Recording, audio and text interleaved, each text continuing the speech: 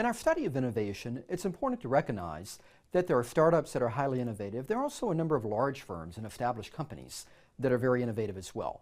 So we're going to take a look at a few of those, both in the U.S. and abroad, and get a feel for what are they doing within these large organizations to be innovative and to be sustainably innovative for their customers and their employees. And there are a lot of lists out there annually that do this. So by one measure, you have the various consulting firms and Apple, Google, 3M you may be less familiar with, Microsoft, Toyota. Again, big companies that we know tend to score very well on these innovation index type measures. And what you're seeing here is on the left-hand side, and I'll hit the top ones again because the font's a bit small. So it's Apple, Google, 3M, Samsung, and GE. And what they've been noted for is spending significant amounts of funding in R&D, of being able to commercialize new products out of that, and that a sizable portion of their revenues per year are coming from new products. What you see here on the right is from Fast Company. This is a magazine that's a bit geared towards startups and tech startups. We see similar names. We see Apple, we see Google, we see Facebook and Square that we don't see on the left-hand side. But what we recognize here is that there's a lot of movement in the space, and there are a lot of innovative firms out there that are doing some pretty cool things. And Google is one that's often cited. This is all from Google's headquarters in Mountain View. Why do we have such things? Why do we feed our employees from, I believe it's 17 restaurants on site? Why do we have bicycles and pool tables and gym memberships? They have mobile haircuts. So depending on what building you're in that day, there's an RV that's set up outside where you can get a free haircut. They do free car washes. So you just park your car, and they are rotating around with a portable tank washing your car while you're working. Why do they do these things? Well, when your employees are happy, I guess they're more motivated. Okay. So there's one rationale of employee satisfaction, employee retention, that we want to treat them well, and they will be happy and be better workers. I guess it takes away distractions so they're more free to think. Okay, so if I'm not concerned about, oh, I need to go by the car wash, oh, I need to leave to go and find lunch, oh, I need to schedule a barber, I can get it all done, accessible and easy. Yep. You could appeal to the best candidates. Okay, from recruitment, looks cool, sounds cool, all the candy you can eat, good recruiting factor. I'm just going to keep going this way. Yep. Happiness tangent, happiness also inspires creativity. Okay, so if you're happy, if you're not worried, if you're not concerned, if you're satisfied, then maybe you'll be more creative and productive. The employees are not necessarily tempted to go into other companies. Okay. They always have that innovation. So it's a retention measure. Okay. Yep. I'm not sure if this is right, but maybe since they attract all the top people, it discourages people from starting other things because it's tempting to work there. Okay, so it helps retention from leaving to go to a new company as well as leaving to start your company. So we try and have a nice environment for you to enjoy what you do. That way you're not tempted to leave to do a startup. Yep. If you have a positive atmosphere, then your product will probably feed off of how people put their effort into it. Okay, so again, positive atmosphere, it reinforces creativity. We'll do one more. Yep.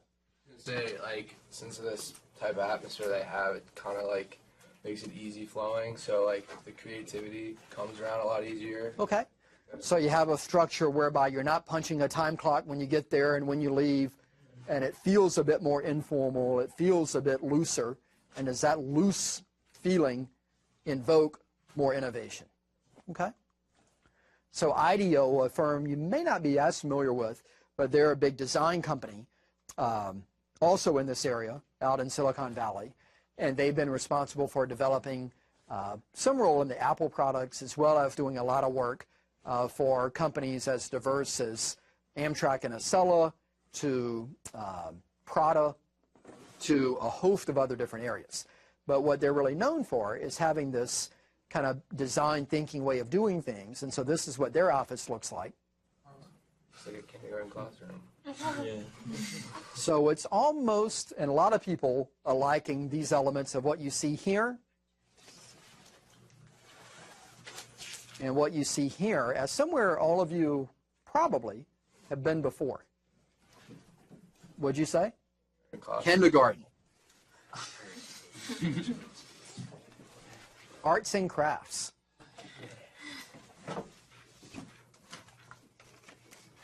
And if you do any research in education and formal education and higher ed, a lot of people will point to the longer you stay in school, the less creative you are. You go from this in kindergarten to we're going to line you up in rows and not let you talk to each other during class as you go through K-12. Does that make sense? To some extent. To some extent. So again, they're trying to create an environment here that brings back some of these elements of play into the work environment. Why do you think cubes, people familiar with cubicles? Know what I mean by a cubicle? Okay. Why were cubicles developed? So you can focus on your own work? So you can focus on your own work.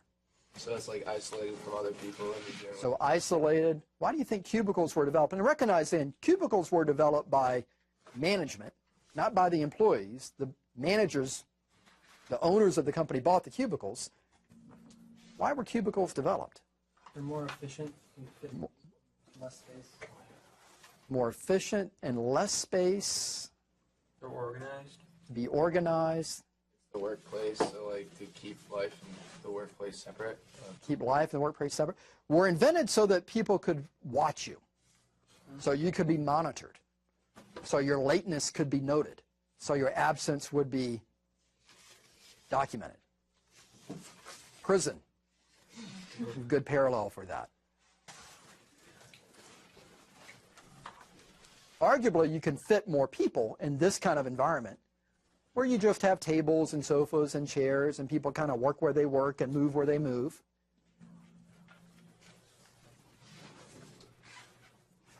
Without being in your cubicle. And so you're seeing a lot of companies also go into these types of environments whereby you don't have a set workspace.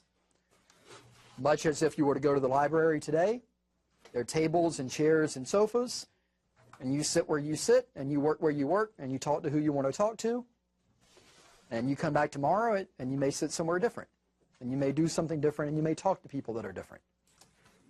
And so it's more of a shared workspace without having a dedicated cubicle, particularly companies where their employees are traveling with some frequency. We don't need to pay for space that's not used a few days a week. So it's more of a rotating, more of a shared, more of an informal setup. Also, when we look at companies that have been innovative, one that isn't mentioned a lot anymore is Sony. And we're going to dive into this a little bit. So Google, Apple, Facebook, Square, IDEO, a lot of those are often cited. But with Sony, we'll take a look back here at some of the early elements, but essentially the first recording machine. So the first ability to tape record, the first transistor radio,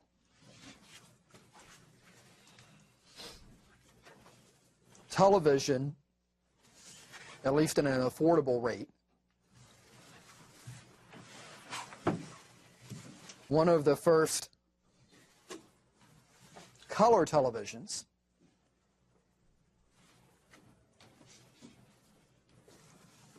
the world's first CD player. They invented the floppy disk, invented the Walkman.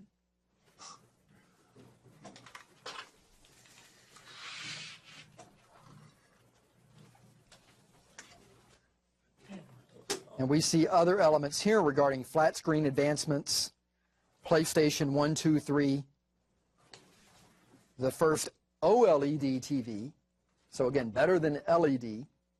But we see lots of things that we recognize. And now we're seeing, again, PlayStation 4 coming end of this year. So they've done pretty well. And for 60 years, being innovative. People know their tagline. When you see the Sony logo, what is it? Make, believe. So it's make, period, believe, period. So it's not make believe, like pretend, but it's this element of making things that are inventive and creative and having some level of satisfaction and belief of bringing it to fruition.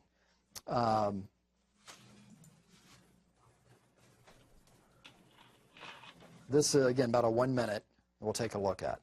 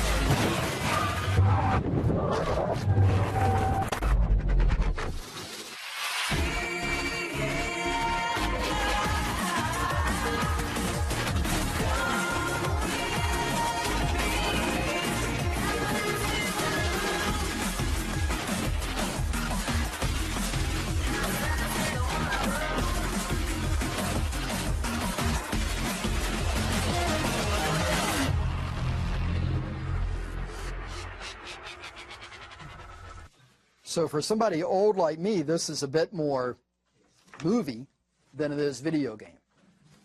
I played Space Invaders and Missile Command. So in that sense, again, we're seeing something that arguably is going to be the next big thing for Sony. Not without competition. As you may know, a new Xbox is coming out at about the same season as well. But how do you differentiate? Again, particularly if you're a big player, how do you out-innovate Microsoft that's just as big, if not bigger, just as rich, if not richer, than Sony? One of the big thing was that Xbox charges you for their online service. And Okay. We're not going to do a lot of add-on pricing. So in that way, by factor of buying the product, your online services are going to be available without added fee. So business model innovation. The PS4, I think it's like $100 cheaper than the Xbox.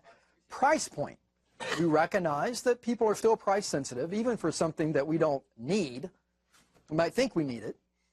But even for things that are a luxury, there's some threshold that people are going to buy or not buy, or given the option of two competing platforms, they're going to buy one versus the other. So they set the price point a little bit lower. There's exclusive games on each different places. They're having exclusivity of content. So if you buy this box and you plug it up to your machine, your TV, it may not do much unless you actually have some games. So in that way, having some element of exclusivity with the game providers, with the game titles, particularly these franchise titles that people have already bought into, is a differentiating source as well. Yep. There were a lot of features that the PlayStation 3 had implemented before Xbox even brought them out. Okay. They had a web browser before Xbox had one. Okay. You could share the cost, so if you wanted to buy extra content, you could share the cost with the group of friends. Okay. They also had a Blu-ray DVD player, which Xbox still hasn't been able to bring out. Okay. So again, more of a history of having more usability in the platform than some of the competing providers. Yep. Me? Yep. What's the difference between Blu-ray and HD? I know the PlayStation has Blu-ray, like you can watch Blu-ray movies on it, while with the Xbox you can only watch HD movies. Okay, so there's some element of format. And are you able to do other things and technical standards and elements like that that play in as well? But fundamentally, they're looking at what can we do in our form and our features and our exclusivity of content, of our add-ons, of our branding, that are going to make people want to buy in to one console versus another console. And once you've bought into a console, you start buying games for that, you're probably going to be married to that for a while. It's not something where you can just swap out and interchange the games. So in that way, things are designed for one piece of hardware, for one platform, and if you want the other thing, you have to buy that whole box as well. And so again, it's a big investment for a lot of people to decide which way they want to go. But again, Sony has been very effective at doing that for a long time. And as we look at these large companies, there's certainly a number of things that we can bring forward as we think about how to model startup culture and a creative culture and an innovative culture within your own firms. One is certainly encouraging the experimentation of new ideas, inviting people to brainstorm, inviting people to try new things. Another element is giving freedom. So in that way, having a management team and a founding team that lets people experiment, that lets people look for new ideas and better ways to solve needs in the marketplace. Also, you'd like to engage with people from outside of the organization. So in that way, these may be founders that have relationships with other founders at other companies, particularly if they're non-competing. But also you can look at going to the conferences and going to trade shows and really trying to get out of your office to understand what's going on in the marketplace. Open channels of communication. So these are perhaps simple things like open door policies where people can come and talk with upper management. It can also be a willingness to accept change, and in that way, again, trying things that are new. A big piece of that is how do you deal with failure? How do you deal with someone inside the organization that tries something that doesn't work? And in that way, are they reprimanded? Do they not receive a promotion, or do they not receive a raise? Or do you in some way incentivize or even reward things where people try something, but it may not work out in the end? Selection and promotion based on merit, certainly that helps drive innovation and helps people do the more difficult things and take more risk and try and have bigger impact.